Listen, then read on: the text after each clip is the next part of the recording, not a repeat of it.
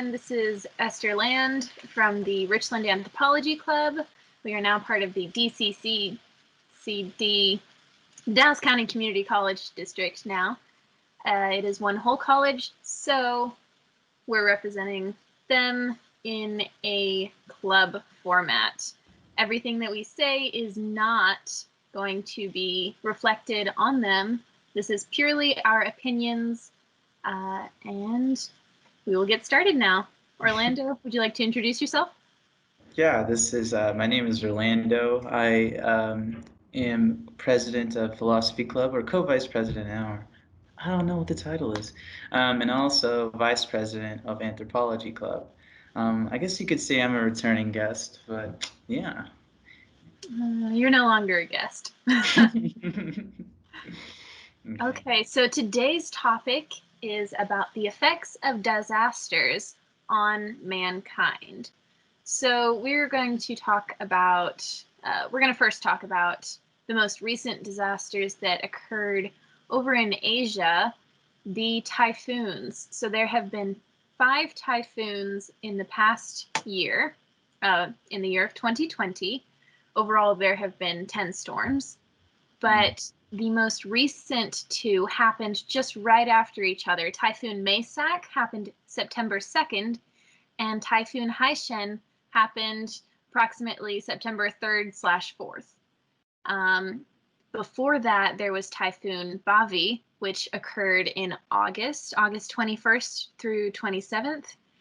And we were just going to talk about those in the beginning, kind of how they've affected Asia. All 3 of them affected mostly the Philippines and northern China, northeast China, and then the last 2 affected South Korea, North Korea, and Japan a lot.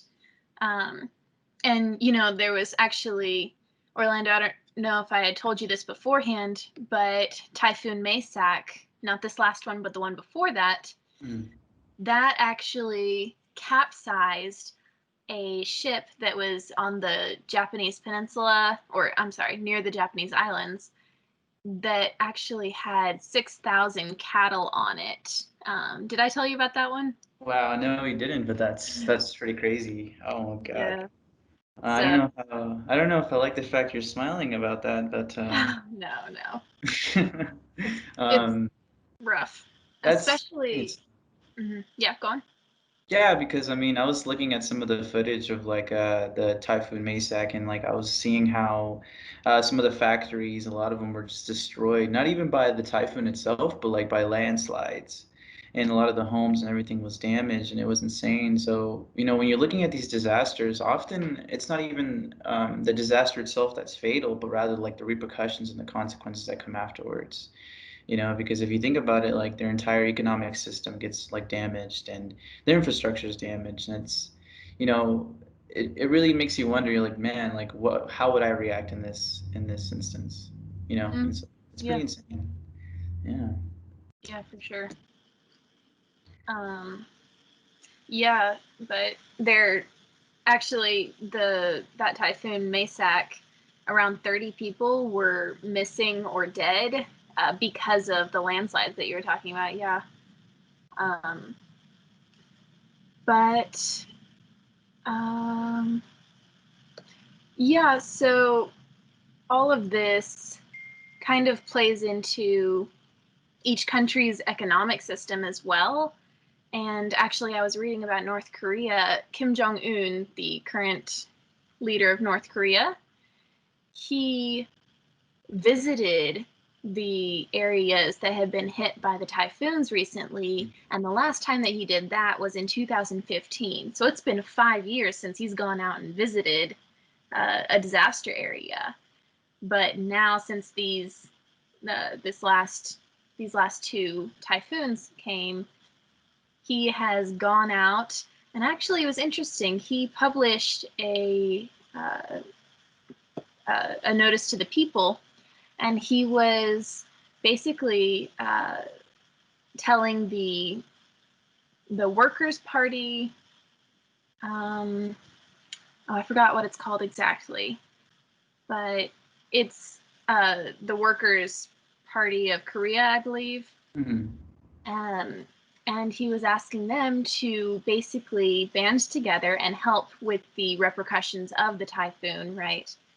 So that they could, get their economy back together again, build up the houses. There were over 1,000 houses that were destroyed in Typhoon Haishen. Hmm. So, there's a lot of damage on the country itself, Hmm. and the leaders are coming together and saying, we as a people need to come together and deal with all of this as a country. And honestly, I think that's really good for the countries themselves because it creates a sense of unity. And it does definitely impact the culture of the country itself because, if you're in a country that don't you don't really care about the neighbors next to you, and then your leader comes out and tells you go fix their house, then that's going to drastically affect the culture of the country, right? So yeah. So it kind of gives like a little bit of like like social cohesion with like everybody has an overbearing problem, so let's like all band together to like overcome it, rather than Mhm. like how you said, just like not caring about other people. But it was that's cool that you mentioned that because like I was looking at something about like how disasters affect economic systems, and it was talking about how there's two ways to look at it. Some say that essentially, it just completely destroys the market economy, and I mean the economy as a whole, and it slows like market growth, and it completely just stunts it. Or you can have instances where like basically you have underdeveloped infrastructure, and because you're coming in and essentially, you're renewing it, then there's kind of some productivity there. But it really depends like on the economy of the actual country itself. Like North Korea, for instance. Like for me, when I think about North Korea, I wonder, do they really have the kind of infrastructure, or do they have the system itself to that's prepared for this kind of disaster? Because we've heard in the past about how North Korea, their dictatorship, obviously, that it's kind of very poverty stricken in terms of like the people and so on and so forth. And so it makes me wonder, do they even have like a system that's prepared to kind of to go out and enable helping people? It makes me wonder, well, maybe Kim Jong Un actually went out there to unify everybody because maybe they weren't prepared for it, and maybe they don't want them to realize, oh wow, we actually aren't prepared at all, and we actually might be kind of in screwed. Yeah. But yeah, and what you were saying about culture, I feel like you're exactly right because I mean, just looking at disasters as a whole, it's kind of shaped like how we as people, prepare for things or how we look at things and where we live. Like the culture in somewhere like Canada, where you're constantly dealing with, blizzards and all kinds of crazy things, is like completely different from here in Texas. So, you're right. You build like a different kind of culture, a different kind of demeanor. And I think that's where I was getting at. I forgot what else I was gonna say, but Yeah. I'll pass it on to you. Yeah, well, it's interesting actually what you said before about not being prepared. Actually, Kim Jong Un, whenever he went out and visited the area, he actually fired one of the leaders of that area because of that reason, because they Hmm. weren't prepared for it. So Ouch. whenever these disasters happen, people are going to get fired if you're not prepared for it, like you said. You know, just yeah. Exactly, but I don't know. I mean, it's just I forgot what I was thinking about. There's something. What was it? Because I was looking at essentially like how they shape the cultures and like I mean we're talking a lot about like natural disasters, but like we also have to think about like well what don't you kind of realize that like there's an uprising in like natural disasters recently? Like there's like an uptick it seems like. And like I think there's an obvious reason for some people like it's like climate change. Because of things that are going on. Because of the melting of the ice caps, we've seen kind of like an upsurge in terms of like typhoons, tsunamis, things like that. I mean, literally, when I was trying to like research the typhoon Maysak, I was finding like a bunch of other natural disasters that I hadn't even heard of, and that kind of blew my mind. I was just like, wow. And then not even just that, but we look at like what's happening in California. I'm not sure if you know what's happening there, but like the Oh, wildfires. You haven't seen the No, wildfires? There's I like, haven't seen it. I'll literally show you some pictures. Like we can share it in the video and everything. But there's pictures of cities in California at like 12 in the afternoon. They're like just red hue in the sky. It's Oh, really insane. Yeah. So let me look it up, okay? Because I don't remember, but like, can you imagine that though? Like just waking up and then you go outside and the sky is red. Like, yikes. It seems like one of those futuristic movies where, the world is ending. oh gosh. No, but it actually looks like that. Like here, let me show you. You're gonna see yourself, which will be funny. Or no, it's not showing you. But do you see that? Oh, So I this is actually real. Yeah, this is a real thing. Like the sky is actually red in these places. And this is because of the forest fires or wildfires rather. Yeah, this is what San Francisco. Oh dear. And this is 12 in the afternoon. Like that showed a video of that. That was crazy to me. I was like, wow. Look at this guy all nonchalant. He's like, yeah, I'm just riding my bike.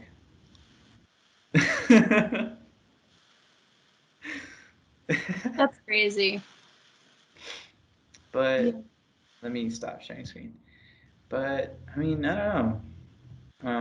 I think maybe it's some kind of wake up call, to say, now that I realize you have a red tint as your background, that's kind of appropriate. Yeah. Yeah, it's interesting that you say kind of a wake up call because a lot of people think, it's the end of the world. And they're saying, the world is basically just going to end completely. And, maybe it will. It's possible. Okay. Personally, I hope it's not going to end. You know, this is the beginning of my life. I would like to see it to the end. Yeah. But, if it ends, then it ends If it naturally. ends, then it ends. Esther Land. I like it. Yep. But, there's there's a lot of talk about climate change and the world ending and saying that they're going to, basically feed each other. Um, but I feel like there's not enough talk about if it's not going to end. Mm. You know, and I don't know if that makes sense, but people are saying essentially that everything's going downhill and nobody's saying, you know, well, I don't know what I'm trying to say. Never No, mind. I get Let what you me think mean. about it. I get what you mean. I mean, there's two sides of the story. Like, when it comes to climate change, people are looking at it as, oh, well, we're all kind of, we're kind of in a very bad position. But people are like coming up, as we speak, there's people who are working on it and who are trying to like, find how to reverse the effects of it. Because at this point, I think according to like UN studies, they gave us literally 10 years to cut back on carbon emissions, to cut back like on all these tragic effects that we have on the environment. And then they've given us 10 years essentially or before like the world is going to become unstable. But whether or not that is going to be true, remains to be seen. But it's kind of a scary thought that we're playing with. Like, oh, do we want to wait till we see that it's going to end, or it's going to start to just become unstable, or do we want to do something about it? You know what I mean? And that's kind of like the scary thought I think we're messing with. But I mean, even in regards to that, I can remember as a kid like being outside and the sun was out, it was a hot day, but it wasn't that bad. Yes, actually, kind of moving on to more unnatural disasters. There's war that's a man made disaster, and there's some other, like the atomic bomb, which is a man made disaster. I know that you mentioned that before. Did you have any thoughts on that? So in terms of that, I mean, like how it has an effect on the society, when I was looking into it, because when we mentioned the topic, first thing I thought was like Japan, Hiroshima, and like how the atomic bomb has kind of affected their society. And be honest with you, it's kind of interesting actually, like how the societies and the infrastructure have become after that. But for the most part, it's kind of seen like the cities and the cities surrounding the area, for the most part, they're kind of just underdeveloped. Oh, sorry, my boss was like looking at me from the outside. They've kind of become underdeveloped and it's like really uninhabitable. And that's kind of a really sad thing because I was hoping to see maybe something about like some sort of innovation, something good come out of it. But for the most part, it's just been it's kind of a negative down spiral. So it kind of just tells you about like the really nasty effects that come from things like that, like the atomic bomb. Um, I think just events like that in general, like maybe even what was it like the Chernobyl? I don't know if you're familiar with that. What happened there? No, I'm not. So I believe I'm not sure where it was. I think it was in Soviet Russia. It was Chernobyl. It was a city. It was a small city where essentially they had an atomic plant there, and there was a meltdown. And there was a bunch of safety precautions that were in place that people were supposed to have followed, and they didn't follow through. And next thing you know, like thousands of people were just harmed with radioactive activity. And then afterwards, they didn't die instantaneously, but they suffered like with cancer and so on and so forth. And that city in and of itself, like once again, it's uninhabitable. So it just because what is it like the half life of like what is it plutonium? It's like Mhm. it's enormous. I don't even remember the number. But yeah, and it makes you wonder, like how bad it can get if essentially we're not careful with a lot of our developments in terms of weapons too, which is kind of scary. But yeah. Yeah, for sure. Um, no, I didn't know about that. Uh, yeah, it does seem like a lot of man-made natural disasters are very harmful, whereas natural disasters, there's a unifying aspect to it. Man-made, it's more of a disunifying uh, aspect to it, an effect Yeah. on mankind. Yeah.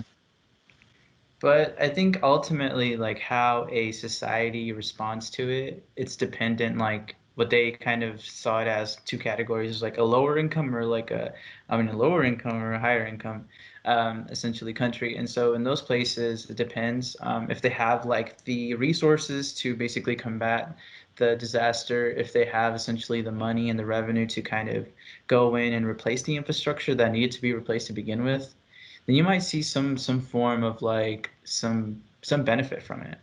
It could be seen as a good thing because yeah, I know you're like what, but because like these were things that were needing to have been done, like to have been replaced. What are you saying? I forgot. Okay. we Okay, need then to I'm gonna talk.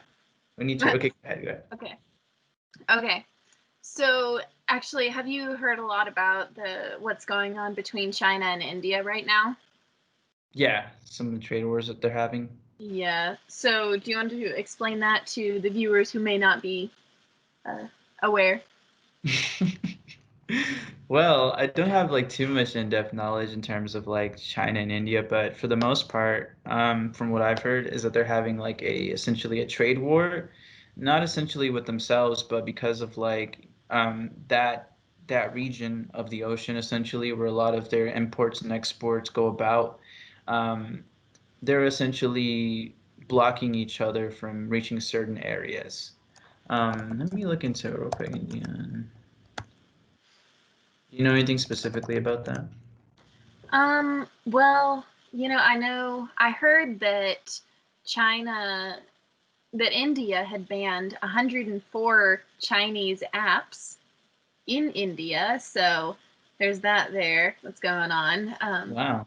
Kind of along the lines of the trade war. And I think most of the trade war is originating because of the border dispute between the two countries. And, that's been going on for a little while.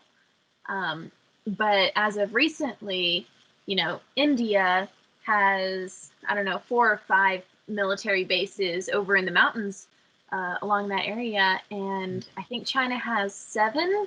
Um, but India can now see all 7 of the bases. So they're keeping a close eye on China and how they're, what they're doing around the border. And of course, China claims some of this area as China, and then India claims it as India, and then Mm. you know the the cities have their own opinions about this, but the countries obviously don't care about the opinions of the cities, naturally.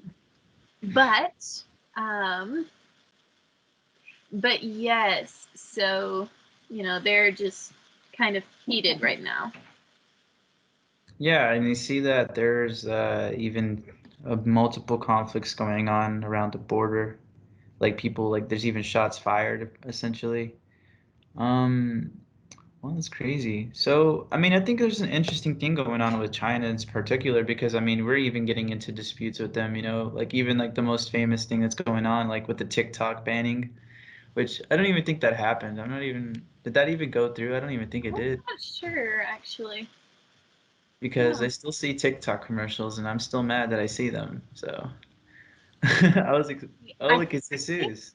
Yeah, I look at think that. what Look at that happened. on time. Hi, how are you? I'm doing pretty well. Imagine me just waving at you. Okay, sounds good. No, we were just talking about the uh, the China-India dispute and what's going on with them.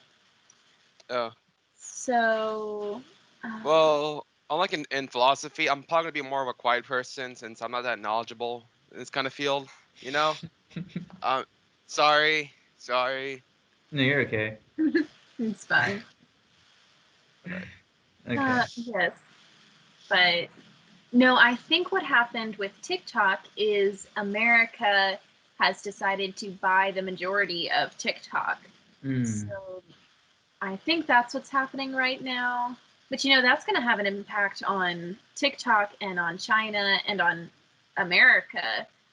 And it's going to have an effect on our societies Well, that's because, really weird to me though, because the reason that they were looking to ban TikTok is because of like the information that was essentially, they had that they were getting in their hands in terms of like, Americans and kind of like maybe there was a conflict of interest there. Because the thing about China's economy is that they have a sort of private but not private system where basically if there's one company that has all this information that they're gathering, whether it be us, whether it be their own country, they're not that company themselves, they're not going to keep it for themselves.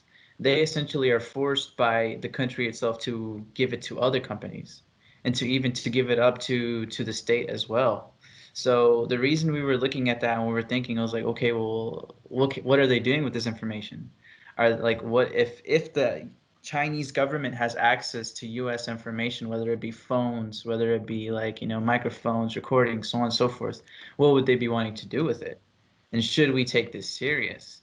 And that in and of itself is, I'm not gonna lie to you, it's kind of creepy. The fact that they have that much access to us, because you could say, oh, I don't want them watching my. They're just gonna watch some TikTok videos, bro. They're good, but you have to think about what these apps entail. They get all kinds of permissions to your phone. They can turn the mic on at every time. They can track your location. They can do all kinds of things. So, in terms of that, it makes me wonder how did they buy TikTok?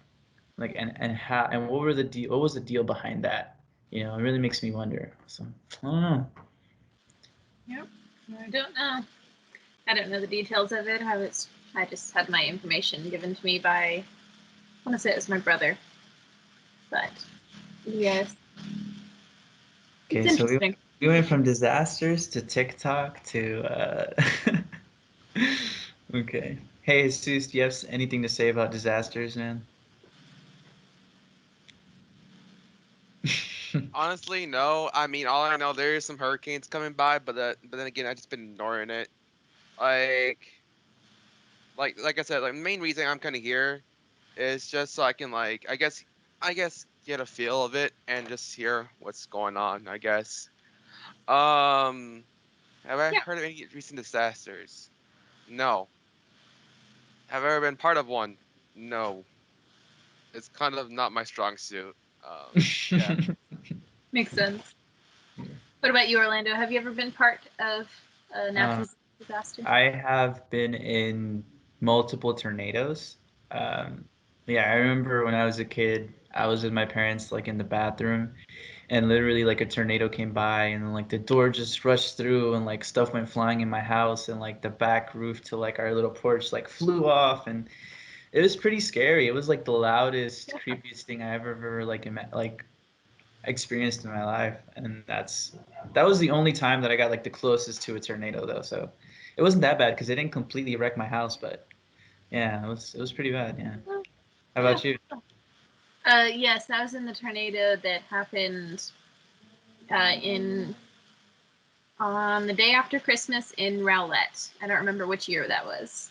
2016 was it, I don't or remember. 18? I don't know. It was something like that. Mm. Um, but yes, I was in that tornado with, I want to say, 20 other people in my family. So it was an interesting situation. Actually, my great grandmother was there in the tornado, and she was really shooken up from it. Which is actually something that I was reading beforehand about disasters, and it said, that older people are more easily traumatized by natural disasters because they've got more going on in their life, and they've got more stress already, and then the natural disaster put on top of that. So it's actually interesting because actually recently after the tornado, she became sick mentally, and now she's passed. But um, yeah, so it was, I would say that the being in that natural disaster had actually affected her mental health a lot. Um, but it can affect young people as well and middle-aged people as well. I mean, like you were saying, it was one of the scariest moments for you, right? As a Yeah, yeah, and that's it's crazy that you put it like that because that's like once again we think about like how upfront these disasters, how bad they are, but like we really don't even think about like those small consequences that can lead to something so major. Like I wouldn't even have imagined that, and I'm sorry for your loss, obviously. But that's crazy, and it kind of tells you of like the different things that we have to deal with, and we just don't really understand. We don't take it into consideration until it just happens. Um, but honestly, and I really think about it, like it's insane how like certain cities and like certain places are so prone to these disasters. Like you think of places like Florida, like Katrina, and like coastal cities. And I remember looking at a video from like a hurricane, and I remember seeing like the rain wasn't even falling downwards; it was actually going upwards. And so I can just imagine like being in that setting and seeing like rain going up and the winds going and blowing. Like I can't even fathom what that feels like. What to think when like it's like I don't know. It's crazy. But Yeah. Mm, Mhm. Any thoughts, Jesus? like I said, barely been in disasters. I mean, if you're gonna talk about, we could talk about, I guess me in high school and how we had to like huddle up at the certain like tornado safe areas. That's basically the extent of my thing about disasters. Um, but like I'm already guessing you guys when you say guys talk about disasters, you mean like like earthly disasters and such or natural disasters. Then yeah. really, it could be like man-made disasters as well. We spoke a little bit about climate change too. Mm, Yeah. I think mostly we've been talking about physical disasters, ah, right? yeah, but like I think I've been okay off really. And that turns out I can't really say anything still. Like maybe hmm, Well, like let's think about this maybe like in an anthropological sense, right? So like if you really think about it, how do disasters really even shape like human development? If you think about it, it kind of causes migration. It could have caused migration maybe for like earlier species of humans, and in terms of like places that they moved from. Because I remember hearing like in history, like how people migrated to the U.S. It was from the Bering Straits, like the very north side, the northeastern side of the continent, and essentially because they were going through like an ice age, they were essentially kind of pushed here into America, the indigenous people. And so you can see that natural disasters in and of themselves, like not only do they have these negative effects, but they can actually force people to move around. And obviously we see that now, like with people moving from Louisiana to different states. But it really makes you think, it could even if you even look back like at wars, like think about it, like wars where like essentially you had entire armies fighting by the sea, and then you had like storms coming around and then the armies were wiped out. and the actual people who could have lost one. So it's like the natural disasters have been like a part of like our very history, our very being. So I don't know, it's kind of shaped us in a sense. Mhm. But yeah. Yeah, no, kind of on that. It is true that the natural things that occur in an area will definitely affect the the architecture as well of the place. I mean, I don't know if you're aware of the Japanese houses. Well, there's a lot of earthquakes that happen in Japan, and the way the houses are made are to where they won't fall down in an earthquake. And Mm. it's this special, engineering kind of way, and I don't know how to do it or whatnot. But, they made that because of the natural disasters that they had to go through. So all of their culture, is almost it's almost like their whole culture is based around the natural disasters that occur in that location. Mm. Yeah, you're exactly right. And like going back to like the entire like idea of like the mental effects, you can even see like maybe the societies in themselves like are more stable. Like they're more prone to going through a disaster, like how you said, maybe they're more used to trauma, I guess. They're more desensitized to like this kind of ordeal. Like you might ask someone like who's raining a lot. He's like, "Oh, rain, that's like a little drizzle for me. I'm going through hurricanes before, you know?" And so you Mm-hmm. might have people who are like that. And so, but it really makes me wonder. I wish I kind of looked a little bit more into it, but like how it affects like the psychological mind of these people, like how they interact. Yeah, maybe something more to look forward into, you know? Mm-hmm. Yeah, Yeah. for sure. Um, yeah, the other thing I'm really thinking in my mind is just, I guess, like when we're talking about like man-made disasters, like climate change. Probably like more obvious examples will have to be like, or like even you can go back from all the way to the Netherlands and like current day and places like Florida, how they build like seawalls and such. I Hmm. guess in response to all these natural disasters. Um, if I remember correctly, isn't like the Netherlands kind of like a bit underground, like a bit under the sea level, and they had to construct a lot of like I guess how you say like dams and Depends, I think, on what part of the Netherlands. I'm come on, this thing is so sensitive. Uh, I'm So yeah, I see. It says about one-third of the Netherlands lies below sea level, with the lowest point being 22 feet below sea level. Hmm, that's interesting. But yeah. you know what? Another thing that comes to mind. I don't know if have you guys seen Parasite? Oh, I've seen Uh, it. the Korean You watched movie part of thingy? it? No. So there was an interesting scene, and it was towards the end where basically, I guess I can tell you guys like the whole story just real quick. Are you guys okay with that? You're not gonna go watch it? Okay, cool, good. So basically, the whole story is kind of supposed to be like this. What is the word I'm looking like a criticism of like the government and like how there's like lower income families and higher income families and like this disparity behind them. And basically like this guy who's like he comes from like a poor family, he talks to like this higher income family, and he's like, "Oh, okay, can I work for you guys?" And essentially after a while he starts to want to like steal their home. So he gets like all of his family to basically work for their family, but they don't know that they're all related. And at one point, they find out that there's actually people living below their house, like the rich people's house. Like there's a whole like little basement in the house, and they're living in there. And so while they're in the house, the rich family goes on vacation, and the poor family basically steals their house and like are chilling there while everybody's on vacation. And they're like, "Oh yeah, this is our house. This is regular. This is normal."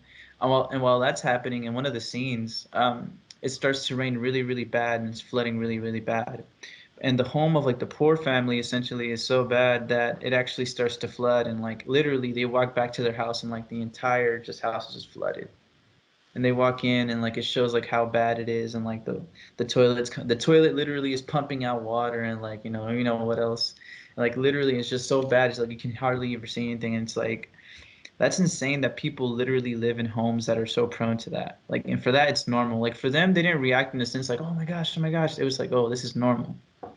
And like it really makes you think like, dang, like how people adapt to that and how they just become so used to that, to me is crazy. But actually I want to show you a video of it real quick. But yeah. Yeah, for sure. Yeah.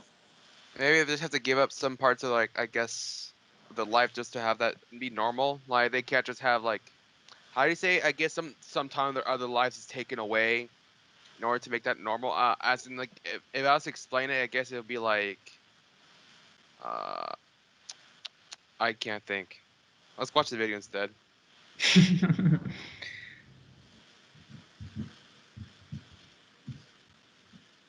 Is it supposed to be muted? He muted it. Because we might get copyright strike if we put it on YouTube. So, but yeah, this is literally like,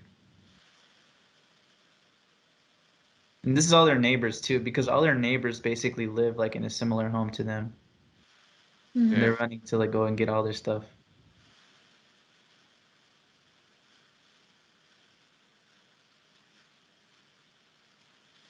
Okay, I'm trying to skip all these other parts. Yeah, there's a whole different story here, but it's pretty sad because the home that they're coming from is like such a nice, beautiful house. It's amazing, and like they come home and it's this, and this is something else. We don't want to watch that. Sure. But yeah, it's pretty crazy. You guys should check that movie out. Actually, I think you'd like it. But anyways, what were we talking about? I forgot. Basically, Korean houses getting flooded. But That was in Korean. What? wait, what? It wasn't? Was it? I don't remember. Oh, come on. Well, it's probably a good time. It's Korean. Yeah. To end this session. Okay. Wait a second. There was lack of content, and Esther was disappointed. Oh my. Hey, you know what? I just realized something. I might have misread the time at instead of it being at 3 p.m. at 3:30 p.m. Yeah, no, it was 3 p.m. So we were going at it for like a good 30 minutes before you got here. Yeah. And he was like, "Oh, I'm right on time." Right on time. We took a shower and everything. Oh, it's okay. It's gonna be okay, Jesus.